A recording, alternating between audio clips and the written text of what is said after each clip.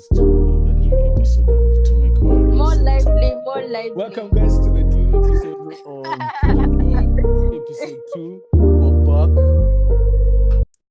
Wasikilizaji, karibu kwa episodi nyingine ya Tumekuwa. Welcome back to another episode. We're here with a new topic, decolonizing education. I'm Amelia Midwa and I'm Isaac, and welcome back guys. This is episode 2. And this is Neil. Let's start, I guess. yeah. Okay, so you guys, what do you think education fits into the whole narrative of decolonization?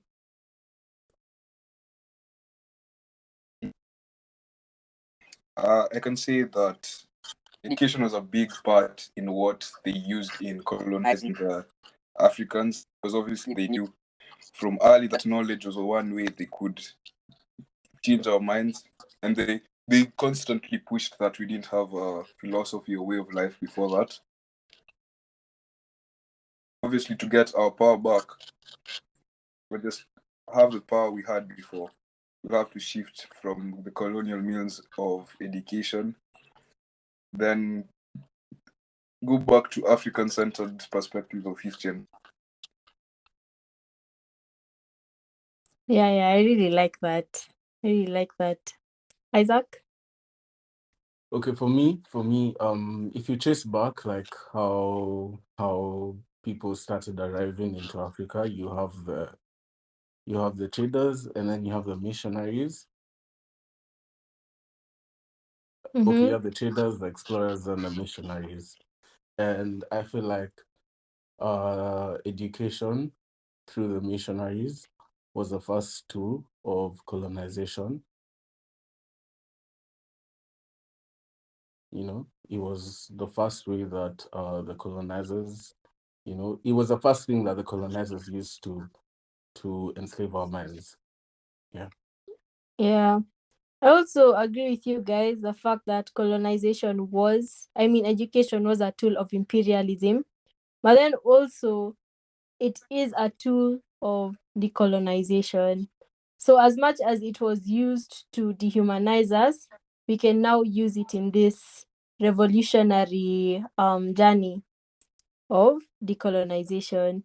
So it's how it'll help us now to learn, to unlearn in order to relearn. I hope that makes sense. Yeah, so now education comes in to facilitate the whole process of the decolonization of the mind. Now help us to rethink thinking itself. And I think that's really powerful.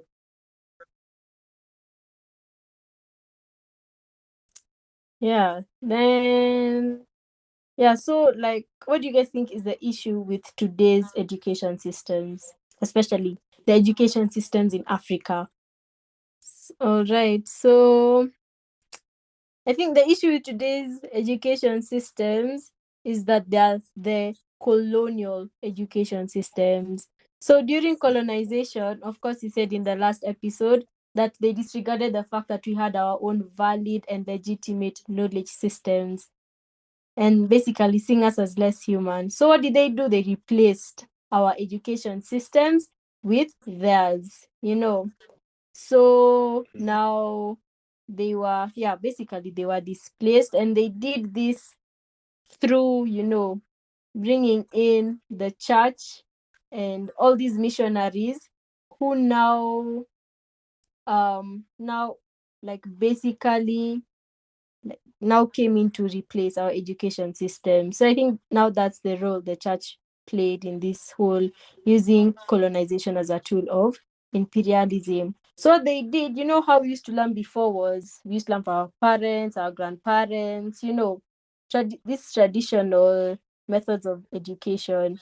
Then when they brought in the missionaries and the church, they separated these young baby Africans from their parents and put them inside mission boarding schools. Like if you even read the history of many African countries, most of these African intellectuals were going to boarding schools, they were being separated from their parents. Then what else did they do? They introduced colonial languages, and especially in areas where they used assimilation, like in Senegal and in other parts of West Africa, they just imposed their languages on us.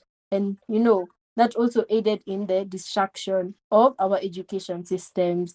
So now the content of this colonial education is basically Western values.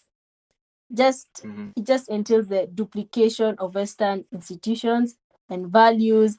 And it has all of these monocentric ideas of Akina Hegel and Kant and Darwin, of the inferiority of the African and the superiority of the European way of life.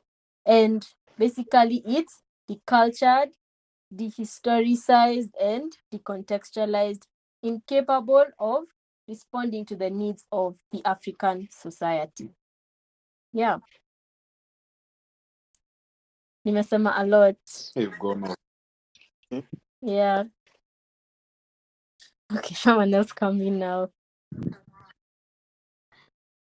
So Interesting. I think on Well- that, I think I can also still add on that it did have a demonizing effect on indigenous education.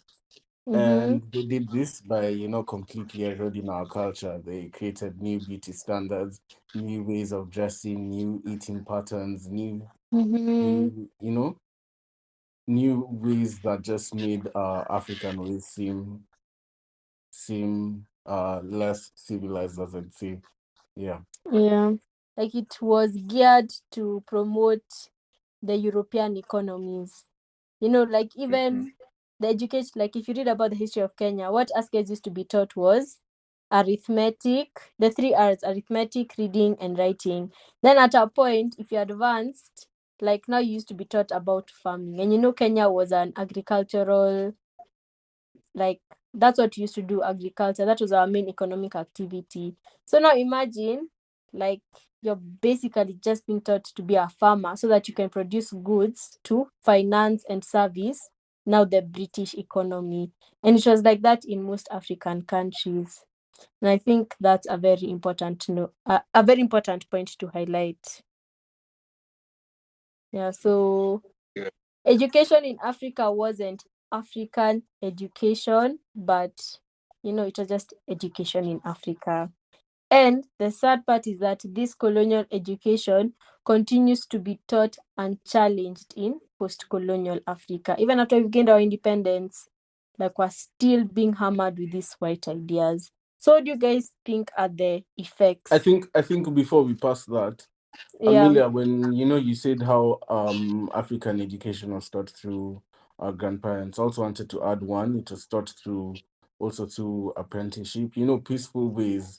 And on that Yeah. note, I also wanted to add I was reading about how missionaries would, in the early days, like how they would get people to join their schools. And one, they would force, simply just take you from your parents or insist that you go to school. Or two, they would entice, they would bribe you, like they would give children sugar so that they go to school. And then another thing I also wanted to say is that they introduced corporal punishment in school. And I think that's something that colonizers or imperialists have been able to introduce to Black people that, has been made to look like it's a Black thing or an African thing to punish people in school. But it was actually something that was done by missionaries. Also, just on that note, like to make it more relatable, I feel like this was the same thing that was done in the US with African slaves who are being beaten, and then thinking that the only way to correct is by beating. So, like, you hear that thing for Black people are the ones who whoop their kids or those things. I don't know if you guys have heard that. Yeah. Yeah, That's the but whole missionaries would beat to instill, and I think that's really calmed down. Now you're seeing the effects of corporal punishment still in today's schools. Yeah, like that story about the girl who was beaten to death because of her hair. Yeah. Then also this brings in the whole aspect of Afropessimism, blaming the issues or problems that Africans are facing solely on the African. And yet the white people had a role to play in, in generating these harmful things or disadvantageous things that we do. Yeah. So what do you guys think are the effects of this colonial education that continues to be taught in Africa? Lack of self-confidence, Mm-hmm. disempowerment. Yeah. Also, it's created like an inferiority complex again, where we think our culture, our education is weaker or is lesser than the Western aid. Can you just call it European education? Yeah. Yeah. Well, I also think it's making us coconuts, Oreos, Yeah. black on the outside, but white on the inside. Because we're being trained as if we're Westerners. We have education systems that are teaching us how to be citizens in other countries, not in our own countries. It's so removed from the African reality.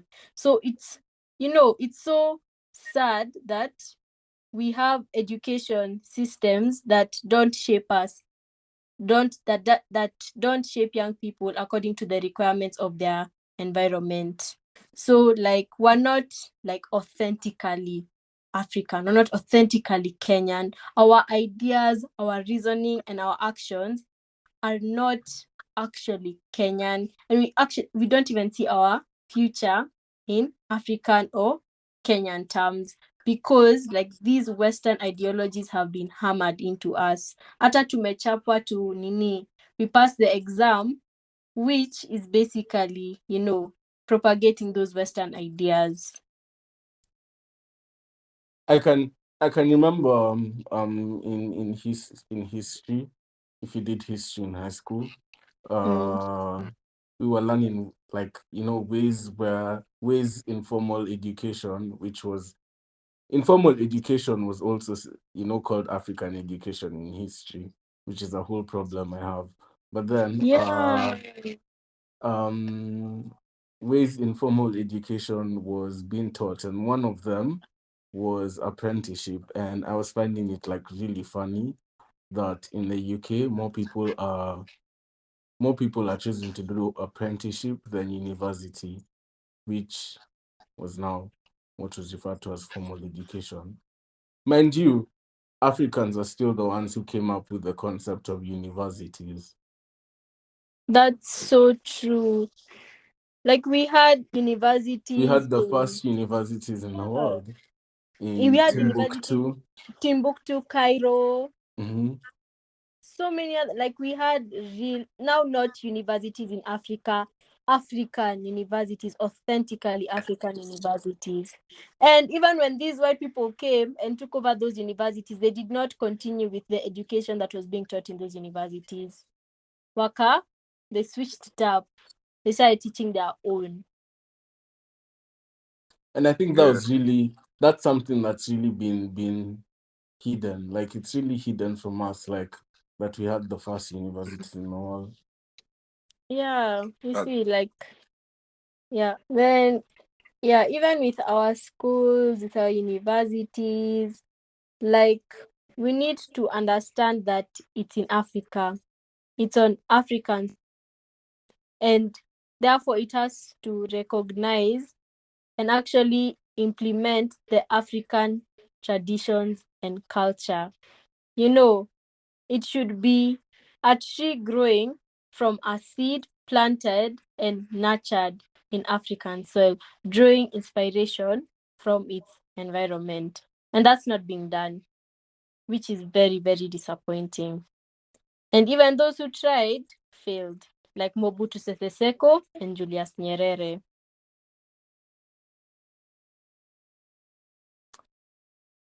So you guys, what do you think we can do? can I? Well, Yeah. can we talk about our feelings also on this Yeah. topic? When you were researching this, I don't know. Is there some hopelessness that comes about from? I don't know. It makes you feel very enclosed. Like how do you come out from this? Because Yeah.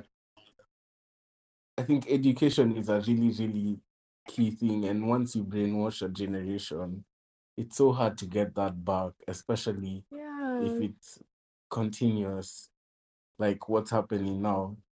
We already have, recurring generations learning these same things, continuing All of us thinking this the same same. miseducation. Yeah. All of us think being white, being coconuts, Yeah. and not trying to break that chain. Mhm. Yeah, it's completely difficult. Yeah, because, even when we come into the real world, the system is still very much, you know, run The by, same. yeah, Yeah, run by the same guys. yeah.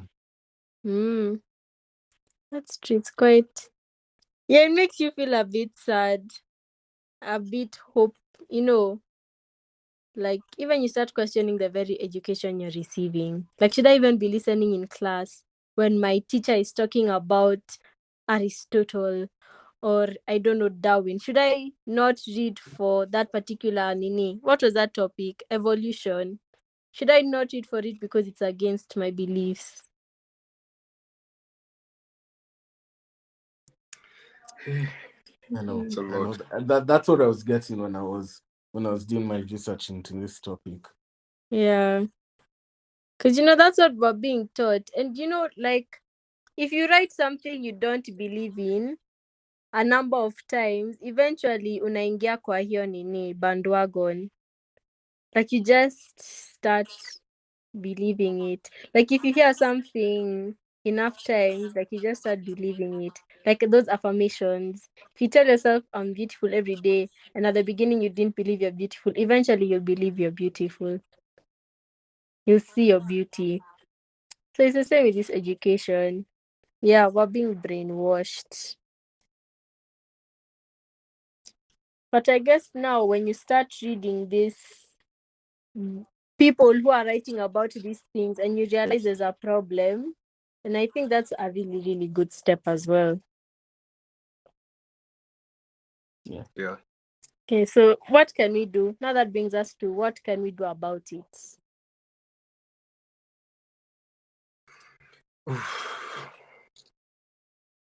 Which is a very tough question. Yeah. What Where do you want to do you start? think? What can we do individually, and what can governments do?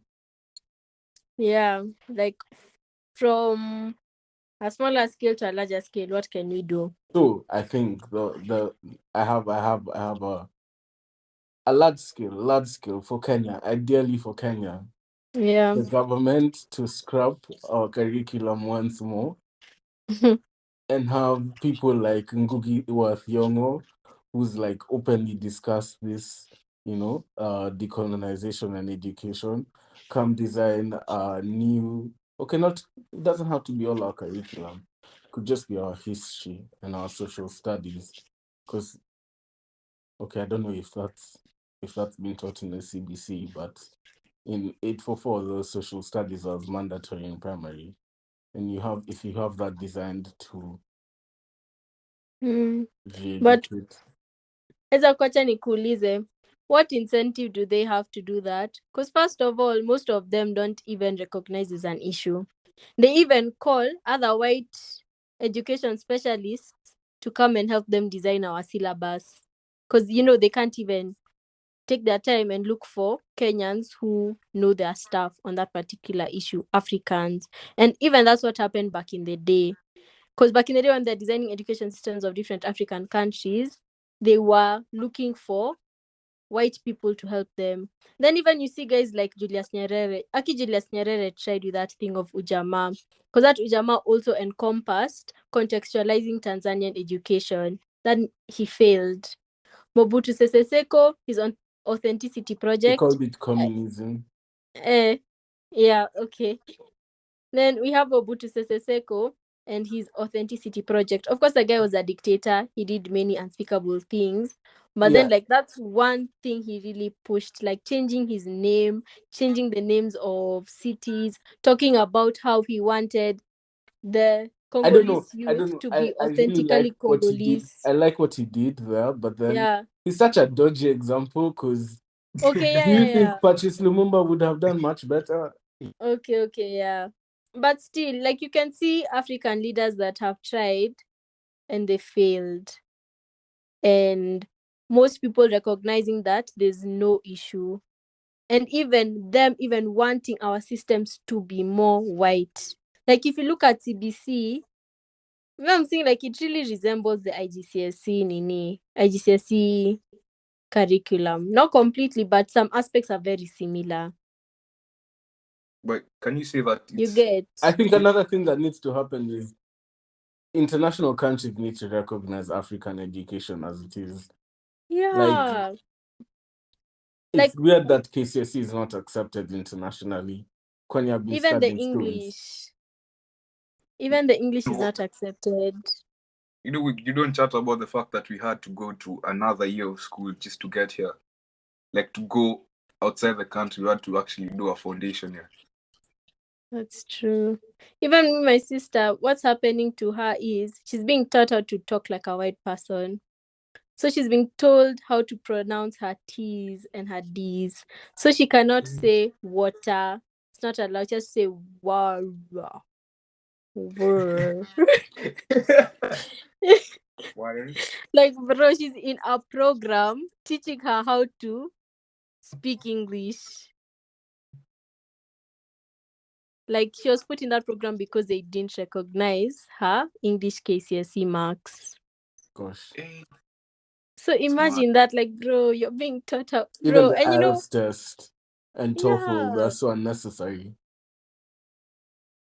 because if you know my sister, Bridget has a very thick Kenyan accent. Like me, the way I talk, anaongeanga hivyo. Sasa she's being taught how to, and you're doing it like, hey, it's so embarrassing. Eh, like me, if I try and talk like change my accent right now, nitaka fala. So imagine. I see people doing that here though. I see Mm. people fixing No, the accents to but conform. did you watch Young, Famous, and African? Yeah. Why was Zari talking like that? Honestly, bro, what was that accent? Akili nisumbua. Zari the boss chick. This is my It's No, but why husband. people all of were them even My shaming Diamond husband. for not Diamond, knowing. my husband. This is my train. My train. My friends. I don't know why Africans do that. So yeah, I was asking you, Isaac, like, what incentive do they have? And essentially, I don't think they have an incentive. The incentive is the common good of the people. Okay, do you think even right now, Vile Africa is, do they recognize the common good of the people? I think we'll come to that when we discuss decolonization and politics. Politics, yeah. But then there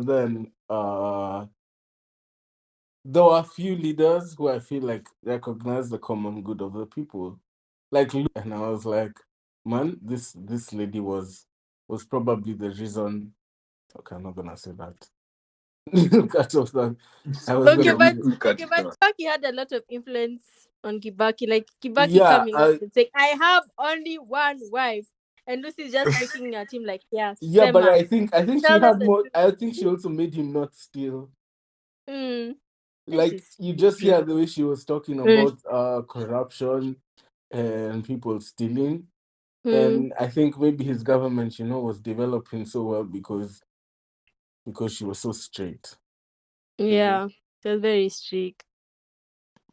Me, I feel like also race has a big part to play. Like, if it, like, that goes to, it's the stem of everything, like we've even been talking about, because race is the organizing factor.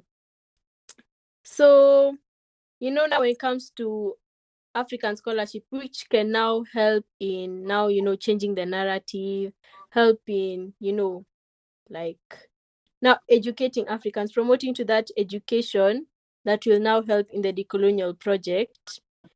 Like African scholarship is always pushed down. It's always at the bottom, while white scholarship and these northern epistemologies ziko hapo juu, because race is always the organizing factor. And even sometimes we find ourselves drawing concepts from these northern ideas, which are exhausted. Some of them are just so, like they don't even make sense. So most of the time, even when people are writing, they don't try and look for, ideas from the global south. Like we're just borrowing from the north. But then now we just have to formulate a philosophy of higher education and just education in general, informed by African histories, cultures, ideas, and also aspirations. And even at the end of the day, it's this now race in global scholarship that determines which publications matter. And if now the global south ones, including the African ones, keep on being pushed down there, there's a big issue. So what we should encourage is epistemic disobedience to Eurocentric thinking. We should, disregard what these white people are telling us and disregard those ideas that they formulated 5,000 years ago, and now start thinking for ourselves. Start, writing about us. Start, I don't know, like coming up with our own philosophies, our own, coming up with now our, okay, the philosophies exist, but then, like coming up with new ones and also recognizing the older ones. Yeah. So I feel like African scholarship has a big role to play in that, and it just starts with disregarding and like picking and choosing from these northern ideologies. Yeah. And so also going back to the fact that in the schools we went to, there's no thing like guys doing carpentry, like the fact that that's been shunned upon, like apprenticeship in high school, or just where people can figure out, oh, I'm good at this early on. It's not that. That the people who obviously they're not that gifted in school or like written down in exams and everything, but maybe that might be the best carpenter you've ever met, and still that's an avenue. Like we had a time where those blacksmiths, all that, it's gone. So Neil, are you saying that the stigma towards kazi ya mkono was started during colonization? Yeah, more or less, because the guys who didn't go to school ended up doing that. And by the time it was now being integrated into schools, guys still didn't want to do that. Yeah, like the blue collar jobs. Yeah. And the funny thing is, blue collar jobs in the UK pay well. It's just in kind of, wow, it's a lot. Because, me, I picked home science over physics in high school. Don't look down on these vocational subjects like that. Because I learned a lot. And What do you mean? that There's was so so much you painful could to become hear. from home science. Yeah. A fashion designer, a chef. Yeah. Yeah. Then also there are other symbolic ways that we can, how do I put this?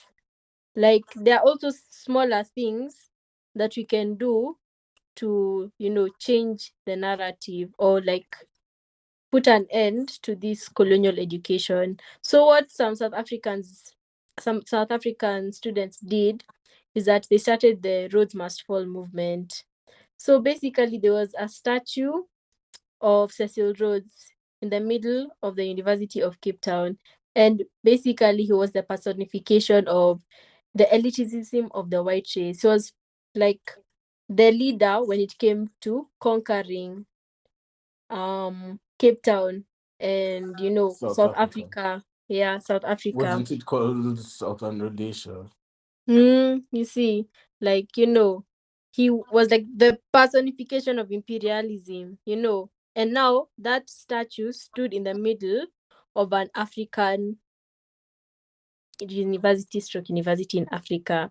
So basically, they wanted to remove it not because of what the statue was. It wasn't really about the statue, but it was because of what the statue symbolized, imperialism. So imagine like they wakapiga strike and that thing was removed. And I think that's really powerful because it's not at something so big, like it was very symbolic because it wasn't really about the statue, but you see it like even us, I think we can do something like that, like petitioning your school to change the name of a building.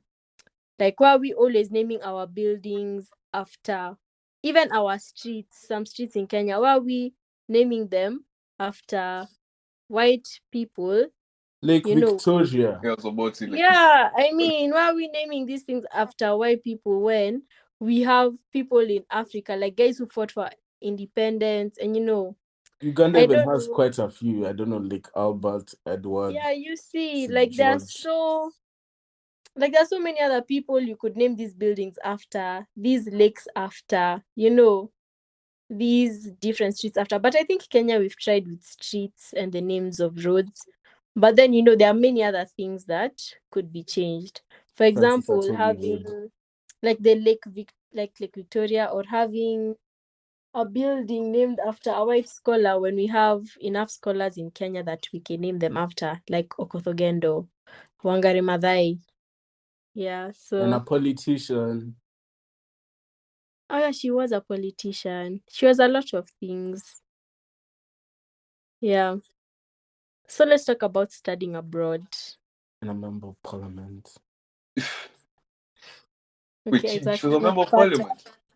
Yeah, she was. Yeah, And a Actually, Nobel Prize Peace winner. okay. She's everything. Are there two No, Kenyans, by the way, who've won that prize? Just by the eh, way. I was I think it's wondering. I think it's only Wangari Maathai. Has No, Obama won the Nobel Peace Prize? yeah, it has. It yeah, has, I he think. won it and Okay. then he bombed Libya. Okay, so we have two Kenyans that have won it, Obama and Wangari Maathai. So let's talk about studying abroad. So I know you guys don't study humanities. So like even from what you've been hearing other people say and what you're being taught, what do you think? I don't know. Like, what do you think about that education? I think it doesn't capture the full narrative of colonization and all its horrors. Yeah. Yeah. I feel How like, about- yes, they said it happened. Yes, it wasn't a good thing. But then they've said even though it happened, we still helped by bringing in civilization. Even the civilization they brought in, by the way, mind you, is still very Western. Yeah. Like, what is civilization? You can Nini? see the way we're trapped in this capitalist system now. Yeah. Yeah. Even. I'd say just genuinely, like, let's say mechatronics. The option was Yeah. either studying back home and I can go to JQuat with how my parents know its reputation and going abroad.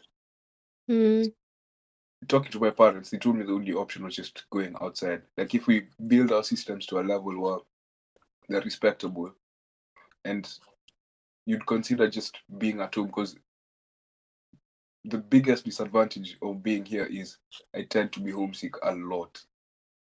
If I had the option of being home, I would have been home. But then me, I have another question for I you, think the main reason for me why I'm also in the UK is, there's this idea that it gives you a greater competing chance in the world. Like, on an international scope, not like in Kenya Mm. alone. And I feel like that's also very unfair, because then I Yeah. think, yeah, Also, I have an issue with comparing education systems in Africa with education systems abroad. yeah, Like, I mean, what do you expect? Like, these people came and made us do something that we were not programmed to do. You get? Like, from our background, like, this is not the education that we knew. This is not what context supports, what our environment supports. You get? Like, our education systems are not drawing inspiration from Africa, they're drawing inspiration from abroad. So now, you see, if we continue and try to be like them, we're at a loss, because you can never be like them. Our environments are completely different. So now, when you say that our education systems are not reliable, they're not good, it's because they're not contextualized, and there's no way they can prosper if they're not contextualized. Of course, Africans, we've done so many things to like ruin our own education systems. But then at the end of the day, the issue is not the African, it's the system itself. You get? yeah. Yeah, so maybe, yeah, like, of course, yeah, our systems are bad and everything, but it's because of the colonizers. Yeah, that may be a slippery slope, but it is because of the colonizers. Yeah, and also the thing you said about, like, you can only be internationally competitive if you study abroad. That's also, that's sad. Like, the way us guys had to do a whole year, foundational year, so that we could be able to study abroad. Like, our system wasn't good enough to enable us to go study in a different country. I can't lie. It's a really genius system these colonizers came up with. It's honestly, whoever was devious enough to come up with the power to brainwash through education, They succeeded. they Heads up to succeeded them. so well, Yeah. so well, so well. They did their job and they did it well. Man, that person must have been paid well. Every other problem that would arise from even any problem that would arise after colonization, essentially, is still because of colonization. Yeah, so true. It's the root of our problems. And it stems from racism also, because colonization, racism. Mm-hmm. Mm-hmm. Yeah, I think racism is the problem. Yeah. It's a problem. And also capitalism to some extent, because capitalism also contributed to colonization. Stuck in a system. Huh? That's a loop. It's like being stuck in a system that's a loop. Yeah, it is a loop. It's a vicious cycle. Because imagine, it's like, it's an intellectual culture, because, like, the people who are teaching you are people who grew up and were taught in this system. And they're imposing those Western-centric ideas onto you. Then you go impose it onto the next generation. Inaendelea. I think what you can do individually is become a master at their own game. And I feel like that's what Black people are doing. Like, we're already making we already have our foot in the door with all these Black billionaires that are coming out. Yeah. And the more and more, it exceeds, the more and more you have Black people speaking up. And then we can have veto power in the United Nations. And then our education system can be accepted internationally. And then, the best thing to do individually is to just become a master at that game. Yeah. Break the system from within. Yep. Now saying that as much as capitalism is a system they created, right now, since we've learned the concept of money, you all want to be rich.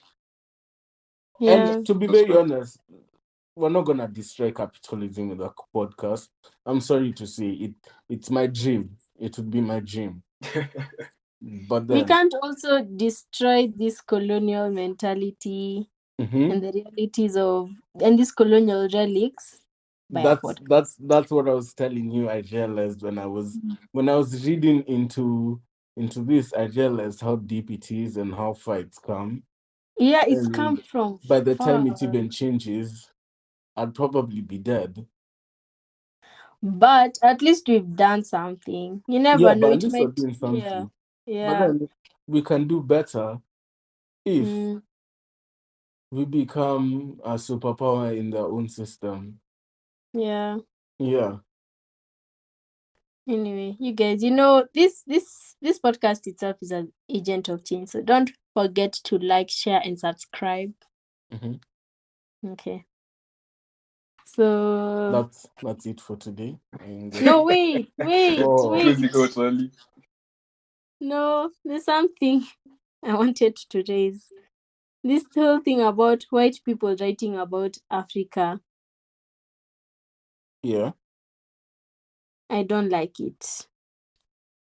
Because these guys, it's like, yeah, these guys, they've been taught in these colonial systems. And you know, like they've been taught in white schools. And yeah, as much as our systems in Kenya and in Africa are colonial, there's a way that we've tried to now input our own, you know, splash, our own shasha. I don't know how Yeah. to say it. But Yeah. yeah, you know. Yeah. Yeah. But these guys, you know, it's completely white. Nothing like it's just white based on their surrounding. So now when this arena of African scholarship is dominated by non-African voices who are completely disengaged and so distant from the realities in Africa, there's a problem. Because even what they're writing about or what they produce, their publications, you know, they still have these Western notions and ideas, which is a really big issue. Because it's just, you know, now contributing to the cycle. Mm-hmm. Give me an example.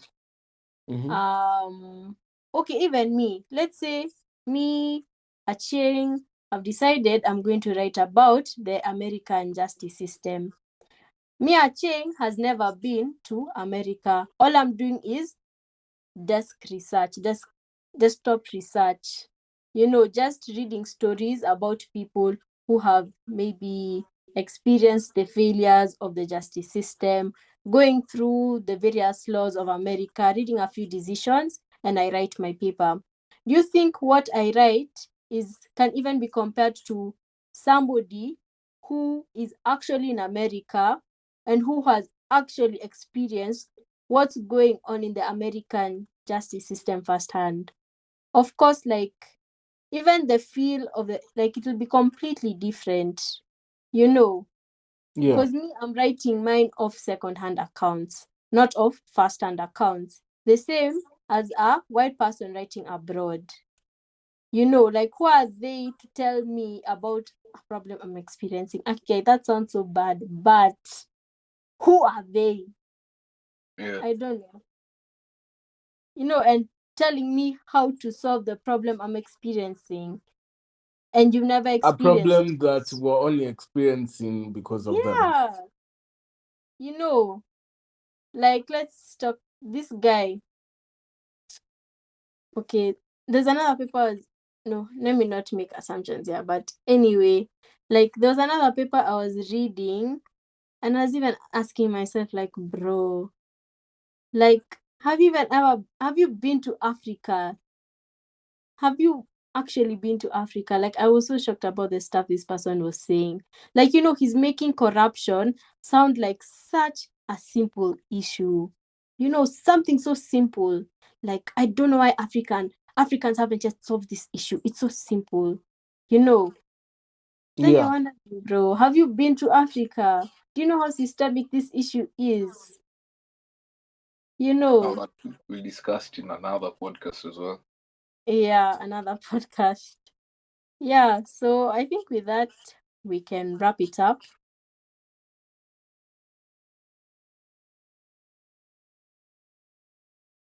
Thank you guys for listening till here. That's it for today.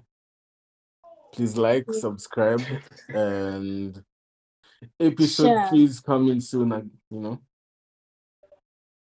Yeah, thank you so much for listening and taking time. And stay tuned. There are more interesting topics coming, but I hope you've picked something out of this whole conversation. Even if mi nilikuwa natoa mauchungu nyingi. But thanks. Hope you have a good day, night, or whatever time it is, wherever you're at. Bye. Yeah.